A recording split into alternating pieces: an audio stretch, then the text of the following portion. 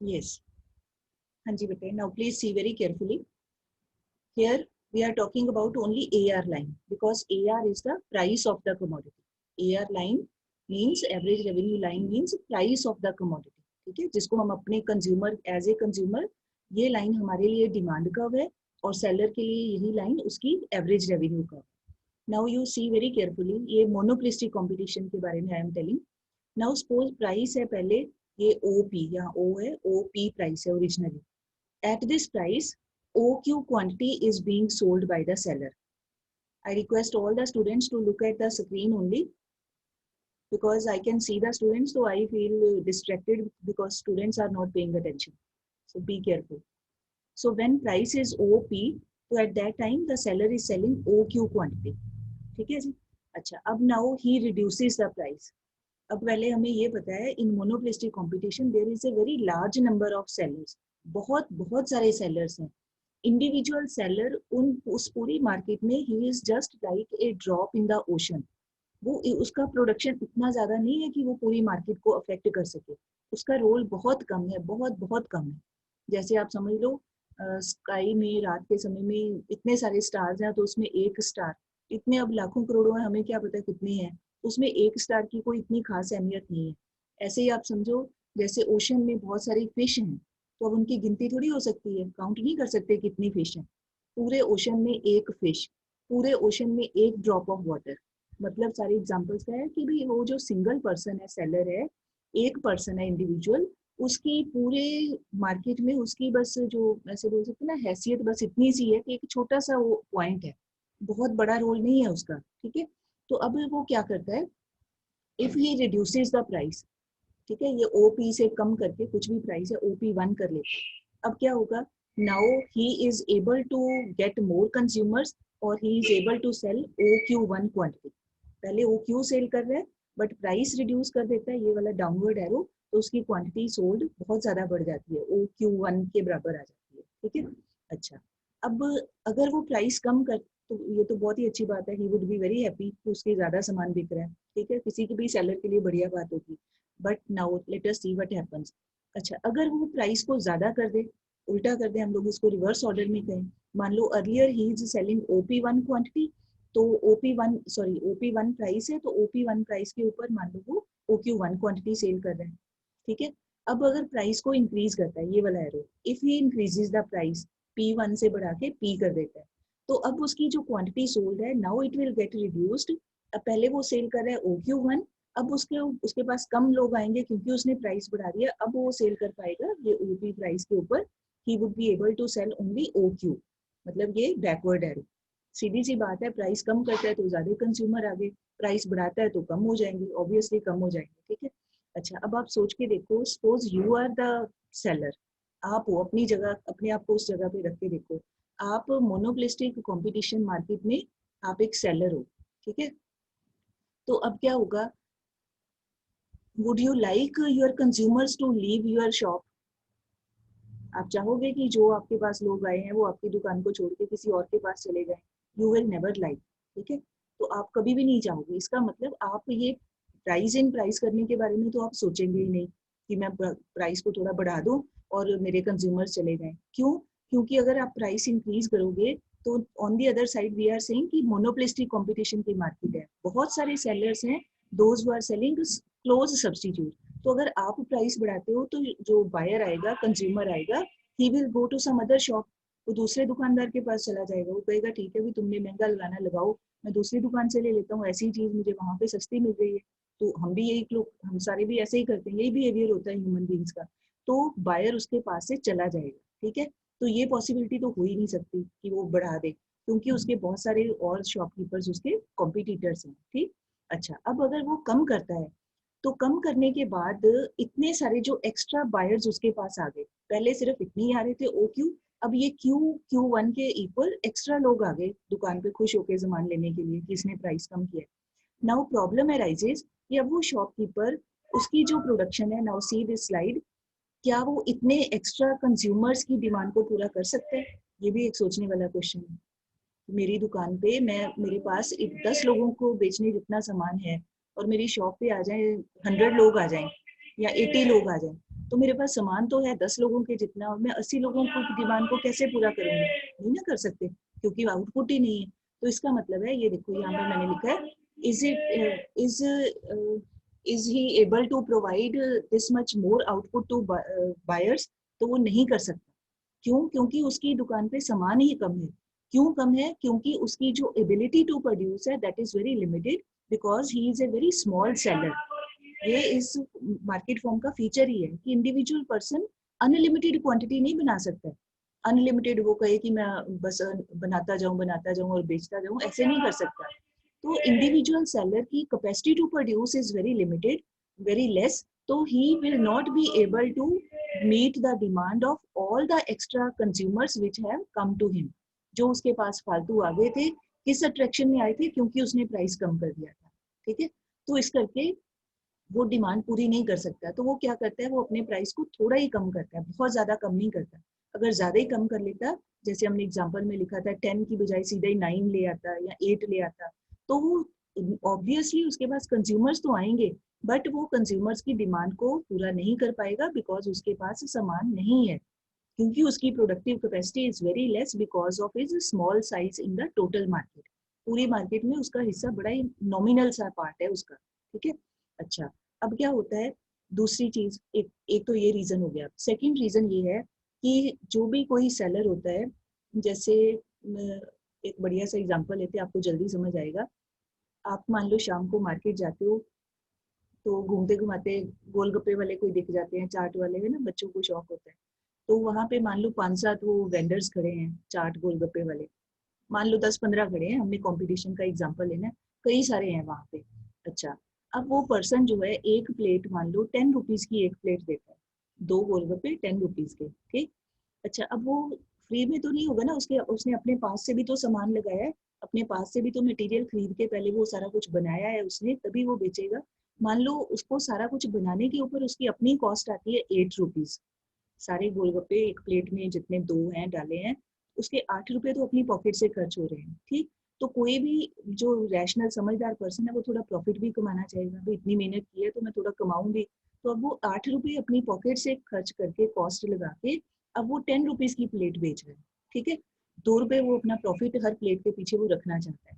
अच्छा, अब देखता क्या है, when he comes to market, तो देखता है कि और भी बड़े सारे वेंडर्स खड़े हैं, तो अब थोड़ी सी वो एक फियर आ जाता है ना, भी मेरे कॉम्पिटिटर बहुत है। तो अब वो क्या करता है, खड़ा रहता है, कोई नहीं आता, एक आधा कोई आता है कस्टमर। अच्छा, अब वो क्या करता है, वो 10 की बजाय वो देखता है कि अगर मैं 10 रुपीज रखता हूँ तो मेरा सामान नहीं इतना बिक रहा है, वो थोड़ा सा कम कर देता है, 9.5 रुपीज, 9.5 रुपए की एक प्लेट कर देता है। ठीक है, 50 पैसे कम करता है। अब वो देखता है कि आगे 2 लोग आगे उसके पास खाने के लिए।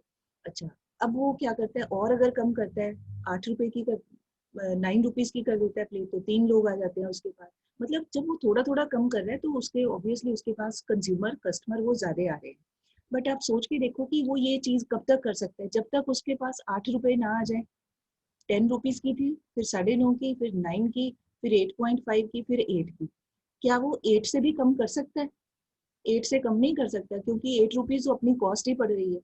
तो ऐसा तो कोई फुलिश पर्सन नहीं होगा कि अपनी जेब से पैसा खर्च कर करके लोगों को खिलाए या कोई उनको डिमांड पूरी करे, तो अपना नुकसान कर रहा है वो। ठीक है, तो ऐसे जो फुलिश लोग हैं उनकी स्टडी तो इकोनॉमिक्स में होती नहीं, रैशनल समझदार लोगों की जो अपना प्रॉफिट कमाना चाहते हैं। ठीक है, तो इसका मतलब हो गया कि वो ये वाला जो प्राइस थोड़ा सा कम कर रहा है, वो सिर्फ उसी कारण से कर रहा है कि वो अपना प्रॉफिट थोड़ा सा रिड्यूस कर सकता है। 8 रुपए से कम तो कर ही नहीं सकता, क्योंकि उस हिसाब से तो उसकी कॉस्ट ही पूरी नहीं होती। तो वो जो 2 रुपए पर प्लेट अपना प्रॉफिट कमा रहा था, अब हो सकता है उसमें से वो 10 पैसे 50 पैसे वो कम करके अपने प्रॉफिट को रिड्यूस करके वो ज्यादा कंज्यूमर्स को अट्रैक्ट कर सकता है, ऑब्वियसली कर सकता है। बट क्योंकि उसकी प्रोडक्शन कैपेसिटी कम है, अपने वो रेडी पे कितने के लेके आ जाएगा, कितने क्विंटल्स थोड़ी सामान रख लेगा, लिमिटेड क्वांटिटी होगी, तो वो सबकी डिमांड को पूरा नहीं कर सकता। तो एक ये रीजन है। ठीक है जी, I hope now this point is clear, at least monopolistic competition वाला। मान्या क्लियर बेटे, इतना पॉइंट क्लियर? ठीक है, अच्छा, Yes. Now coming to monopoly. ये तो सारा इसके बारे में था। अब मोनोपोली में क्या होता है, मोनोपोली में जो मोनोपोलिस्ट है, वो अपनी मर्जी तो चला सकता है, he can control his output, क्योंकि अकेला ही पर्सन है, he is the only one, तो प्रोडक्शन बढ़ा भी सकता है, कम भी कर सकता है। प्राइस को कम भी कर सकता है, ज्यादा भी कर सकता है। आप या मैं अकेले ही हूँ तो अपनी मनमर्जी चला सकते हैं ना, कोई और दूसरा है ही नहीं, तो जो दिल करे वो कर ले। अच्छा, अब होता क्या है, वो अपने हिसाब से तो अपने डिसीजन तो ले सकता है, but he can not compel the consumers forcefully to come to him. लोगों को घरों से उठा उठा के नहीं ला सकता भी आओ मेरी शॉप पे मेरा ही सामान खरीदो, ये नहीं कर सकता।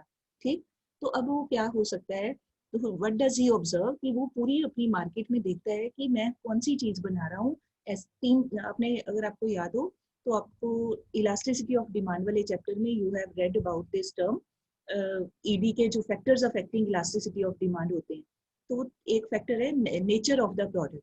तो जो चीजें होती हैं which we use in our daily life, वो नॉर्मली तीन टाइप की होती है। एक होती है नेसेसिटीज ऑफ लाइफ, एक होते हैं कंफर्ट्स ऑफ लाइफ, एक होती है लग्जरीज ऑफ लाइफ। ठीक है। अच्छा, अब जो चीज वो बना रहा है मोनोपोलिस्ट, अगर तो वो नेसेसिटी ऑफ लाइफ कैटेगरी में आती है, ठीक, that means demand for that product which is being made by consumers, तो वो डिमांड क्या होगी, वो वेरी लेस इलास्टिक होगी। मान लो वो मोनोपोलिस्ट बना रहा है सिलेंडर, गैस के सिलेंडर प्रोवाइड कर रहा है, किचन में जो गैस यूज होती है, अब और कोई है ही नहीं, सबकी जरूरत की चीज है। That means that gas cylinder is a very basic necessity of life these days, है ना, सभी को जरूरत है। तो अब वो मोनोपोलिस्ट के पास पूरा राइट है, वो पूरी सिचुएशन को एक्सप्लॉइट कर सकता है, he can keep his price very high, और लोगों की क्योंकि जरूरत है, लोग उसको जरूर ही परचेज करेंगे। बस वो ज्यादा प्राइस पे भी परचेज करेंगे क्योंकि उनकी नीड है, उनकी नेसेसिटी है। ठीक है। अब वो होता क्या है, फिर लोग जो कर सकते हैं घर पे आके बस ये कर सकते हैं कि उस गैस को बड़ा ध्यान से यूज करें, वेस्ट ना करें, उसको मतलब ऑप्टिमली यूज करें। पहले जो खुली चलाते थे, अब थोड़ा थोड़ा कंट्रोल करके करें, भी बड़ी महंगी है, आराम से इसको ज्यादा देर चलाना है, 1 महीने की बजाय 2 मंथ सिलेंडर चलाना है, हमने इतना ध्यान से यूज करना है, यही कर सकते हैं। बट चीज तो लेनी पड़ेगी क्योंकि वो बेसिक नीड है। ठीक है। तो अगर तो ऐसी commodity is being produced by monopolist which is a kind of necessity of people, then he is in a position to charge quite high price, and people are forced to pay that price since no other option is there with them, और कोई है ही नहीं option, तो लोगों को लेनी ही पड़ती है। नंबर 2, तो उस केस में मोनोपोलिस्ट प्राइस ज्यादा रखेगा। सेकंड है कि अगर वो ऐसी चीज बना रहा है जो एक कंफर्ट कैटेगरी की चीज है, कंफर्ट लेवल के अंदर आती है, जैसे मान लो स्कूटर है या साइकिल है, कोई आदमी पैदल जाता है तो साइकिल मिल जाए बहुत ही बढ़िया, स्कूटर मिल जाए बहुत ही बढ़िया, मतलब इस टाइप की चीज है कि लाइफ को थोड़ा सा बेटर कर सकती है। तो उस केस में यूनिटरी इलास्टिक डिमांड होती है। यूनिटरी की अगर वो बढ़ा देगा प्राइस तो लोग नहीं आएंगे, अगर थोड़ा कम कर देगा तो लोग आ जाएंगे, मतलब जितना एक्शन टू रिएक्शन, तो जितना वो बढ़ाता है वो देख लेते हैं, कोई बात नहीं, पहले पहले भी पैदल चल रहा था तो अब भी पैदल चल लेता हूँ, नई साइकिल महंगा है नहीं ले सकते, मतलब इस तरह का बिहेवियर होता है कंफर्ट वाली चीजों के लिए। ठीक है। मतलब ऐसा नहीं कि हम उस चीज के बिना मरे ही जा रहे हैं कि हम जीते ही नहीं रहेंगे, ऐसा कुछ नहीं होता, हम किसी तरीके मैनेज कर लेते हैं लाइफ को, ऐसी चीजें कंफर्ट। तो इस केस में यूनिटरी इलास्टिक, इस केस में भी जो मोनोपोलिस्ट है उसको बहुत ज्यादा प्रॉफिट नहीं होता है क्योंकि लोग डिमांड थोड़ी कम कर लेते हैं। तीसरी आती है लग्जरी आइटम। लग्जरी आइटम का मतलब होता है बहुत बहुत एक्स्ट्रा हमें आरामदायक चीज है, मतलब अपना एक्सपेंसिव चीजें हैं, थोड़ा हम दिखाना चाहते हैं कि हमारे पास बहुत मनी है, हम ये खरीद सकते हैं। तो उनके बिना तो ऐसा नहीं, जैसे एक मान लो एक सिंपल कार है और एक बहुत एक्सपेंसिव कार है, काम तो कार ने वही करना है ना, डेस्टिनेशन तक ही पहुंचाना है। बहुत महंगी में बैठ के भी हम अपने आप को एक मेंटल सेटिस्फेक्शन देते हैं कि मैंने बहुत पैसा खर्च किया है, मैंने बहुत एक्सपेंसिव चीज ले ली है, बाकियों के पास नहीं है, बस ये वाली एक सेंस ऑफ सेटिस्फेक्शन ज्यादा होती है। ठीक है। या कोई प्रेशियस मान लो जेम्स हैं या कोई डायमंड्स हैं, तो अब ऐसा तो कुछ नहीं कि डायमंड पहन के कोई ज्यादा किसी ने सुंदर हो जाना है, शक्ल तो वही रहनी है, बट एक अपने आप को खुशी होती है साइकोलॉजिकली कि मेरे पास है, दूसरों के पास नहीं है। एक डेमोन्स्ट्रेशन इफेक्ट हम लोग ज्यादा करते हैं, आम सोसाइटी में आम लोग यही करते हैं। ठीक है। तो अगर वो मोनोपोलिस्ट ऐसी चीज सेल कर रहा है जो बड़ी लग्जूरियस आइटम की कैटेगरी में है, तो उसकी डिमांड होती है वेरी इलास्टिक, मोर इलास्टिक। अगर महंगी करेगा लोग नहीं आएंगे, और अगर कम कर देगा तो लोग आ जाएंगे, ले लेंगे उसको। ठीक। अब ये जो मैंने एग्जांपल दिया था, that was a kind of example of luxury item. ठीक है। अब हमें ये नहीं हम कह सकते कि लोगों की किस तरह की डिमांड है, नेसेसिटी टाइप की डिमांड है, लेस इलास्टिक डिमांड है, या मोर इलास्टिक डिमांड है। It depends upon people. So वो प्राइस कितना कम करेगा, कितना कर सकता है या नहीं कर सकता, it depends upon the elasticity of demand of people, and depends upon and elasticity of demand depends upon the nature of the product. उस लेसन में यही पढ़ा था ना कि ईडी को अफेक्ट करने वाले कौन से फैक्टर हैं जी, नेचर ऑफ प्रोडक्ट है। तो जिस तरह की चीज है वो कंपेल करती है लोगों को खरीदने के लिए और सेलर को बेचने के लिए, तो उस हिसाब से वो अपने प्राइस को एडजस्ट करता है, कम ज्यादा करता है। एक और है, अब मैं लगे हाथ ये भी बता देती हूँ, ऑल्दो आपको इतनी डिटेल की जरूरत नहीं है बट यू शुड अंडरस्टैंड। एक ये होता है, इकोनॉमिक्स में हम लोग एक थ्योरी पढ़ते हैं कि जो हर एक आदमी प्रॉफिट अर्न करना चाहता है सेलर, तो उसके पास टू वेज होते हैं। या तो वो एक अपना प्रिंसिपल अडॉप्ट कर सकते हैं, प्रॉफिट मैक्सिमाइजेशन, सेल कम करे, सामान थोड़ा बेचे बट प्रॉफिट मार्जिन हाई रख ले। एक एक चीज के पीछे, 100 रुपए की चीज के पीछे मान लो वो 10 रुपए कमाना चाहता है, तो 110 की करके बेचे, 110 की करके बेचे, तो ही 10 रुपए कमा पाएगा। मतलब थोड़ी क्वांटिटी बेच के वो ज्यादा प्रॉफिट कमाना चाहता है। दूसरा ऑप्शन होता है कि वो अगर ऐसा करता है, अगर वो ज्यादा प्राइस रखता है, तो होता है कि आमतौर पे कस्टमर नहीं आते हैं, कंज्यूमर नहीं आते हैं, एक्सपेंसिव हो जाती है चीज। तो दूसरा ऑप्शन क्या वो अडॉप्ट करता है, सेल्स मैक्सिमाइजेशन। शायद आपने बिजनेस स्टडी में भी पढ़ा होगा। सेल्स मैक्सिमाइजेशन का मतलब होता है कि चीज की प्राइस थोड़ी कम कर दो और क्वांटिटी ज्यादा बेचो।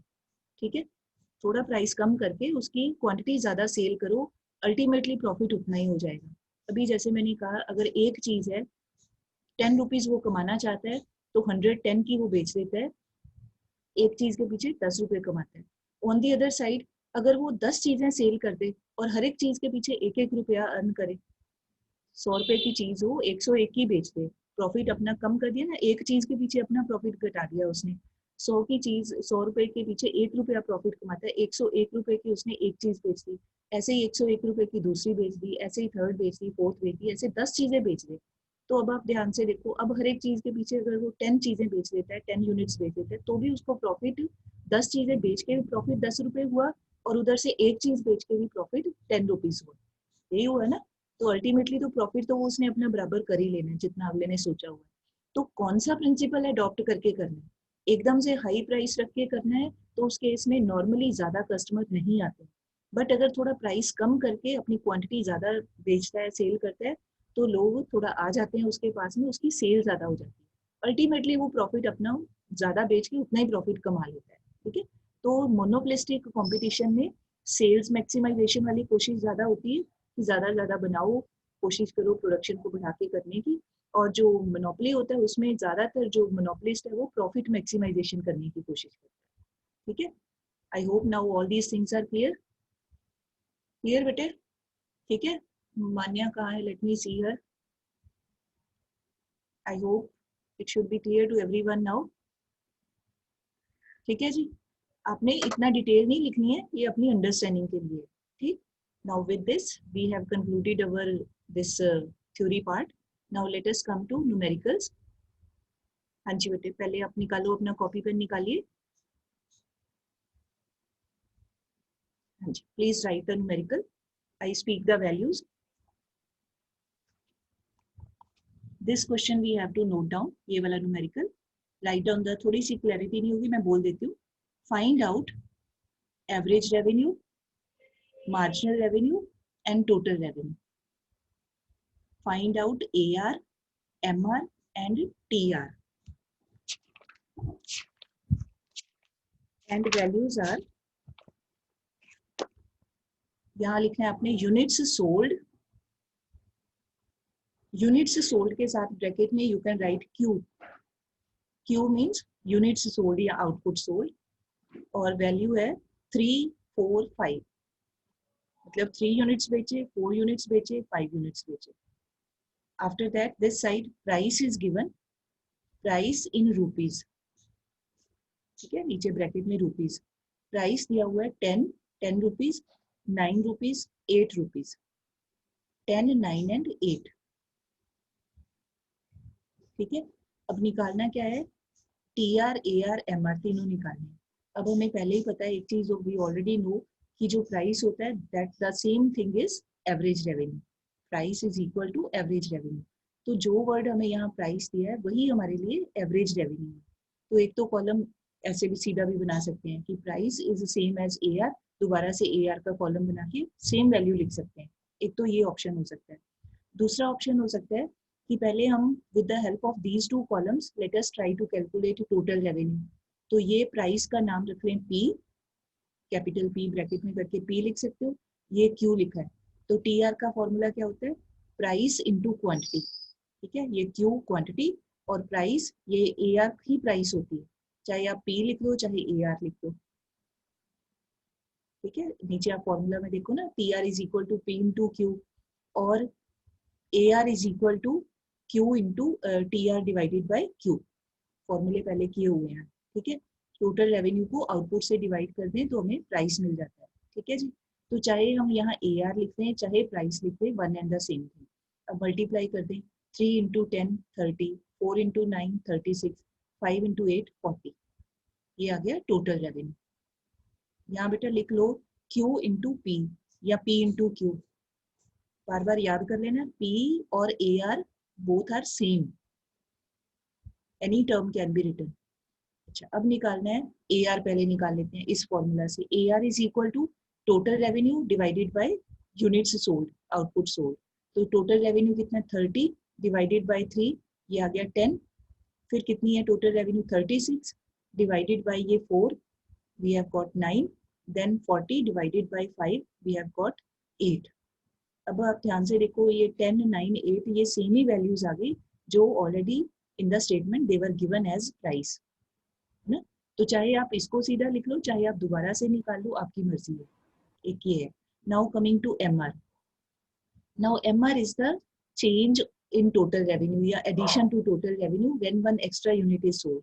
और फॉर्मूला क्या लगाते हैं, TRN लिखना है तो यहाँ ऊपर लिख लो TRN माइनस TRN माइनस 1, ठीक है। अच्छा, अब आप थोड़ा सा ध्यान से देखो, ये यूनिट कौन सा दिया हुआ है, इट इज यूनिट नंबर 3। इसका मतलब इस थर्ड यूनिट को बेचने से पहले वो सेलर ने 2 यूनिट बेच दिए होंगे, तभी वो थर्ड पे आया। इज इट और नॉट? पहले उसने 1 यूनिट बेचा होगा, फिर उसने 2 यूनिट्स बेचे होंगे, तभी वो now he has come to third unit, की तीसरा यूनिट वो बेच रहा है।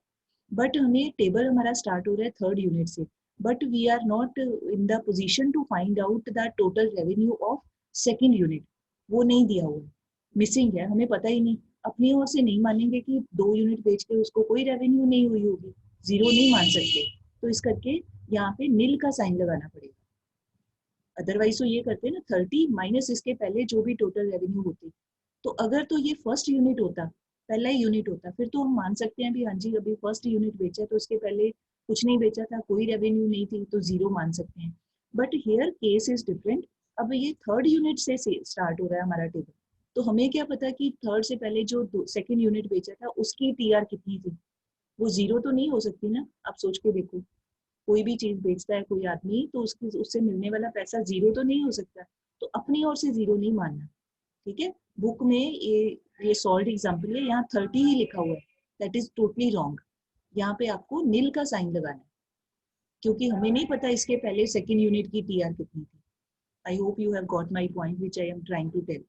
अब उसके बाद बाकी ठीक है, सेम ही कर लेना। अब नेक्स्ट यूनिट की total revenue 36 minus previous unit की टोटल रेवेन्यू 30, तो ये हो गया 36 माइनस 36, फिर 40 माइनस 36 4, ठीक है।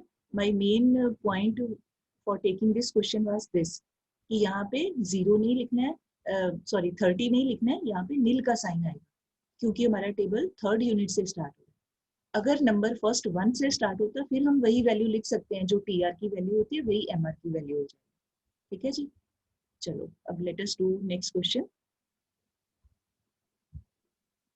हाँ जी, प्लीज राइट ये सेकंड क्वेश्चन, सारे नहीं लिखने, राइट ओनली ये second. Find price and total revenue, find price and total revenue and given values are, Q का कॉलम दिया हुआ है, output sold, this column is given, output is 1 2 and 3, and now we are given marginal revenue. Marginal revenue is given 15 9 and 0, 15 9 and 0, ठीक है। अब इसकी help से अब हमने बनाना है, अब हमें ये पता है कि MR किसका चेंज होता है, MR is the change which comes in total revenue, ठीक है। तो इसका मतलब पहले इस कॉलम की हेल्प से we can make this TR column, सीधा AR नहीं बना पाएंगे, पहले TR बनाना पड़ेगा। तो नाउ वी नो, पहले आप ध्यान से देखो यूनिट कहाँ से स्टार्ट हो रहा है, फर्स्ट यूनिट से स्टार्ट हो रहा है, ठीक है। जैसे पिछले क्वेश्चन में थर्ड से स्टार्ट हो रहा था ना, तो वहां तो हम नहीं कुछ कर सकते, बट यहाँ फर्स्ट से स्टार्ट हो रहा है। इसका मतलब इसके पहले कुछ नहीं बेचा, तो जो भी इसको बेच के मिला था वही एडिशन था।